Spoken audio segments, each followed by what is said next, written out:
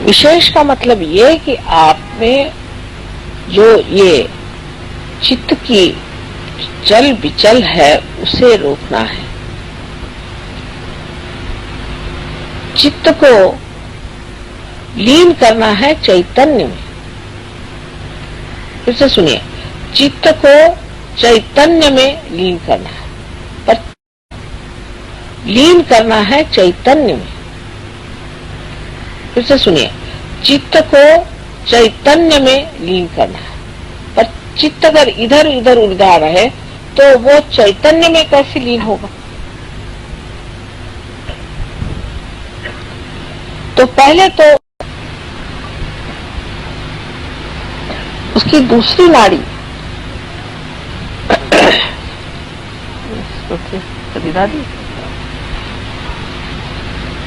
उसकी दूसरी नाड़ी है, वो नाड़ी हमें इच्छाओं की तरफ ले जाती है। इसीलिए बुद्ध ने साफ साफ कहा था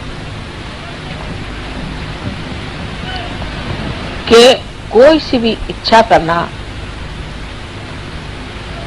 यही हमारे मृत्यु का कारण है। इसीलिए हम बुढ़े भी हो जाते हैं और इसीलिए हम बीमार करते हैं, क्योंकि हमें इच्छा होती है, इसलिए डिजायरलेसनेस होना चाहिए। यही हमारे मृत्यु का कारण है। इसीलिए हम बुढ़े भी हो जाते हैं और इसीलिए हम बीमार करते हैं, क्योंकि हमें इच्छा होती है, इसलिए डिजायरलेसनेस होना चाहिए। ने साफ साफ कहा था कि कोई सी भी इच्छा करना यही हमारे मृत्यु का कारण है। इसीलिए हम बुढ़े भी हो जाते हैं और इसीलिए हम बीमार करते हैं, क्योंकि हमें इच्छा होती है, इसलिए डिजायरलेसनेस होना चाहिए। इच्छा हमारी बिल्कुल खत्म हो जाए। लेकिन वो खत्म नहीं होती।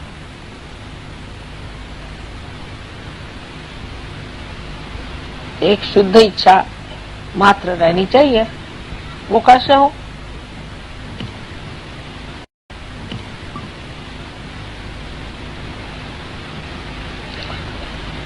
शुद्ध इच्छा इस तरह से हो सकती है कि आप सोचे मुझे इसकी इच्छा क्यों हो रही, इस इच्छा की ओर मैं क्यों दौड़ा जा रहा हूं। ऐसी मैंने अनेक इच्छाएं की, उससे मुझे क्या फायदा हुआ?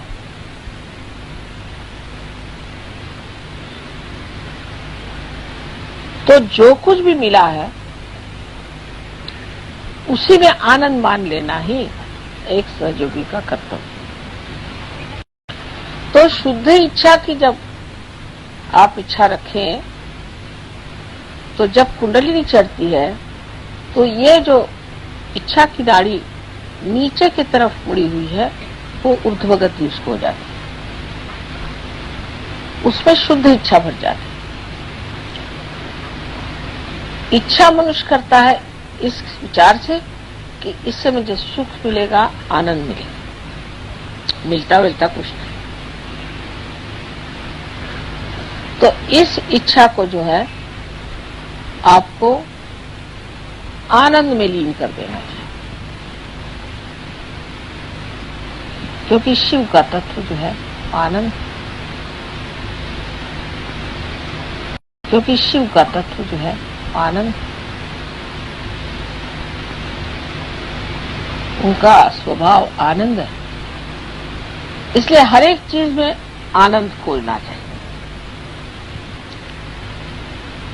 तब किसी चीज की त्रुटि ही नहीं लगेगी। दोष देखना या हर एक चीज में ये ऐसा होता तो अच्छा होता, बहुत लोगों को आदत है। मैंने देखा, अब रास्ते से जा रहे हैं तो कहेंगे कि यहाँ पर इन्होंने फूल क्यों नहीं लगा दिया, फिर कहेंगे कि यहाँ पर से मार्ग दिखाने का ठीक से उन्होंने ये क्यों नहीं लगाया, ये रास्ता ऐसे मोड़ के क्यों नहीं गया। अरे बाबा, आपको म्यूनिसिपालिटी में है, आपको क्या करने का, जो है सो है, आप क्या को बड़बड़ कर रहे हैं। तो वो चीज कार्यान्वित भी नहीं हो सकती। आपका कोई मतलब ही नहीं है उससे। अब जैसे बहुत से लोगों में होता है, सिनेमा में गए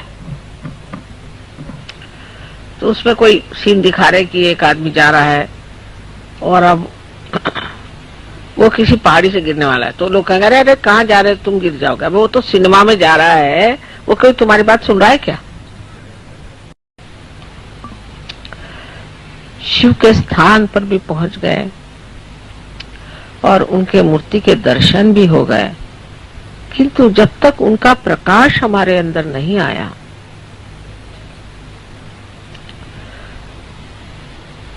तो सब व्यर्थ ही है।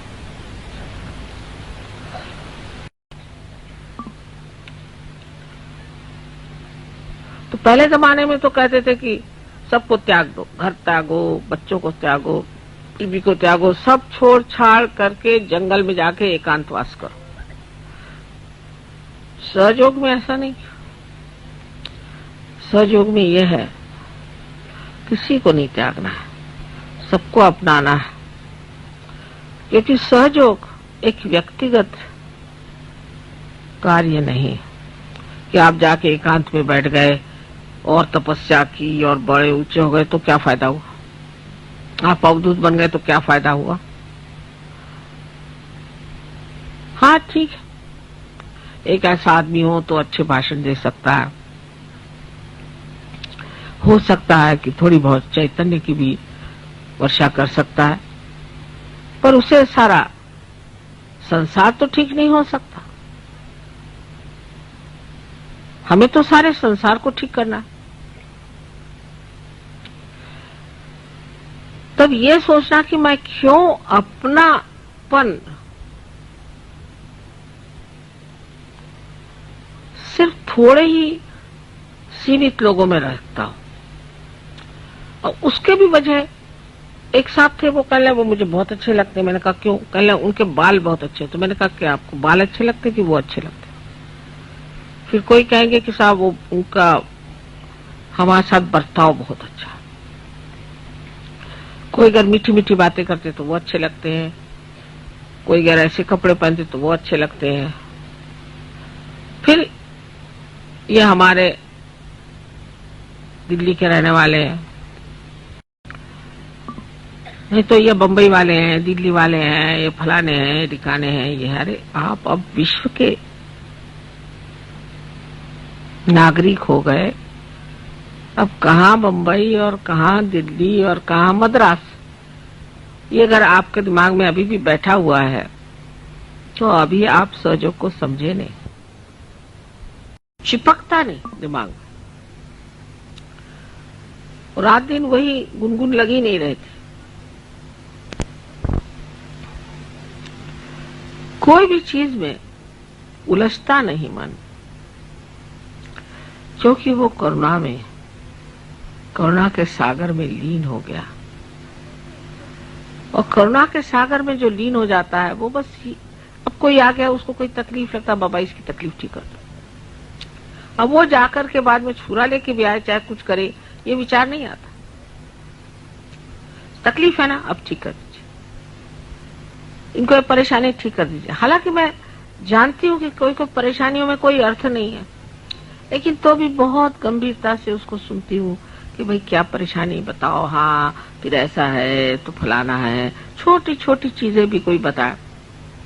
अपने अपने दायरे से लोग मिलते हैं, उनके दायरे में मैं नहीं उतर पाती, अगर वो मेरे दायरे में नहीं उतर पा रहे हैं तो ये उनका दोष नहीं। उनके दायरे में मैं नहीं उतर पाती, अगर वो मेरे दायरे में नहीं उतर पा रहे हैं तो ये उनका दोष नहीं। उनके दायरे में मैं नहीं उतर पाती, अगर वो मेरे दायरे में नहीं उतर पा रहे हैं तो ये उनका दोष नहीं। उनके दायरे में मैं नहीं उतर पाती, अगर वो मेरे दायरे में नहीं उतर पा रहे हैं तो ये उनका दोष नहीं। उनको उतरना चाहिए, उनको इसी दायरे में उतरना चाहिए जिसे करुणा कहते हैं। करुणा के लिए होती है, किसी काम से, किसी वजह से, किसी मतलब से किसी रिश्ते से नहीं होती। कोई होगा बड़ा आदमी, कोई होगा छोटा आदमी, कोई होगा रास्ते पे पड़ा भिखारी, कोई भी हो। करुणा ऐसी चीज है कि वो जैसे कि कहीं आपने देखा है कि समुद्र है, कहीं भी गड्ढा हो जाए उस पानी भर देगा, कहीं भी कोई त्रुटि हो उसको भर देगा। इसी तरह से करुणा का स्वभाव ही है कि उससे देखा इनको तकलीफ, अच्छा चलो इसके आंसू पोंछ दो, उसके आंसू पोंछ दो, उसकी तकलीफ निकाल दो। वो इसलिए नहीं कि कुछ उससे मांगना है, लेना है, या मतलब नहीं, वो सिर्फ इसीलिए कि वो स्वभाव ही है। पानी का स्वभाव, सागर का स्वभाव, तो वो स्वभाव होने के लिए, स्वभाव भी शब्द कितना सुंदर है। स्व माने आत्मा और आत्मा का भाव। जब वो आत्मा का भाव आपके अंदर आ जाए, सिर्फ करुणा, फिर ये सब चीज टूट जाएगी कि दिल्ली रहने वाले, बंबई रहने वाले, फलाना ठिकाना कुछ याद नहीं रहेगा। किसके और खींच रही मुझे, तो पता होगा कोई दुखी आदमी है। कोई साधक, बहुत बड़ा साधक होता है, एकदम हृदय खींच जाना चाहिए उस आदमी की तरफ।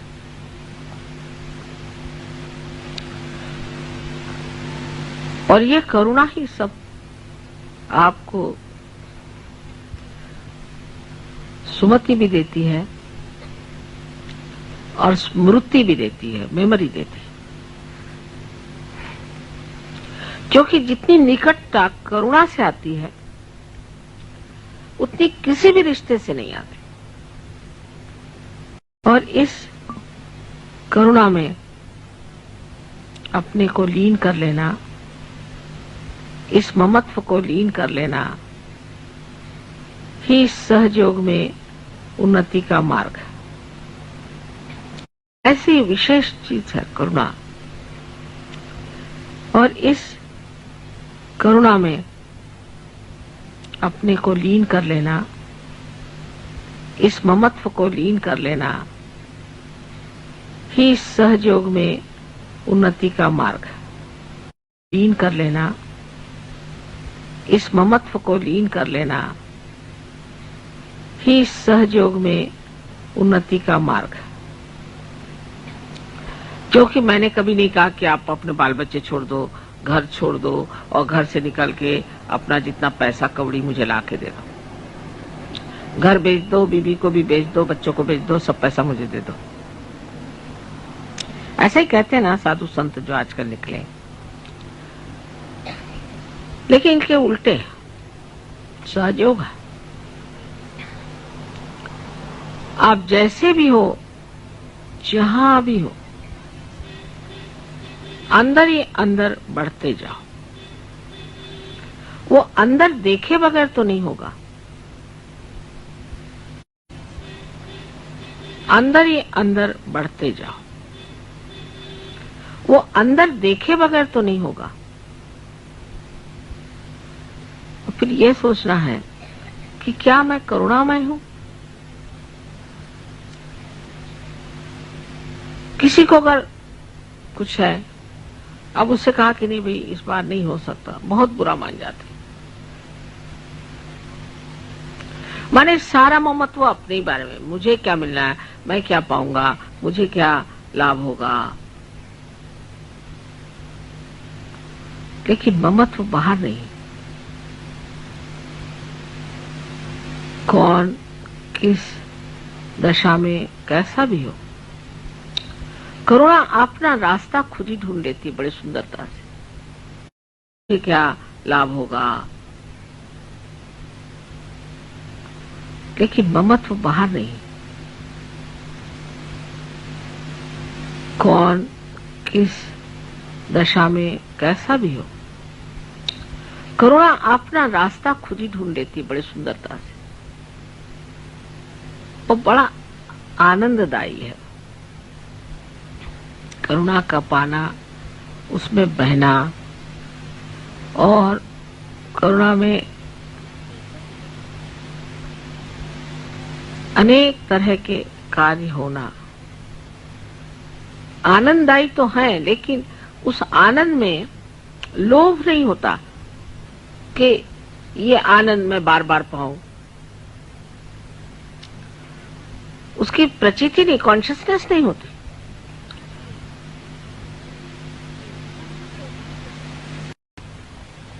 जैसे कोई एक पौधे में पानी पड़ जाए तो वो जैसे अपने आप बढ़ता है, इसी प्रकार ऐसा शुद्ध चित्त जिस मनुष्य का हो जाता है, उसके हृदय की कली खिलती है और वो कमल रूप होकर के सहस्त्रार में छा जाती है।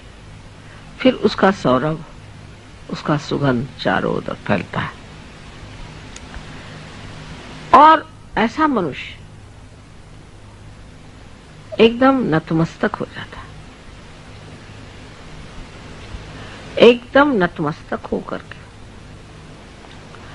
सबके सामने झुका रहता है। कोई अगर कहता है कि आपने बड़ा मेरा काम कर दिया, बड़ा ये चमत्कार कर दिया, तो वो चीज छूती नहीं।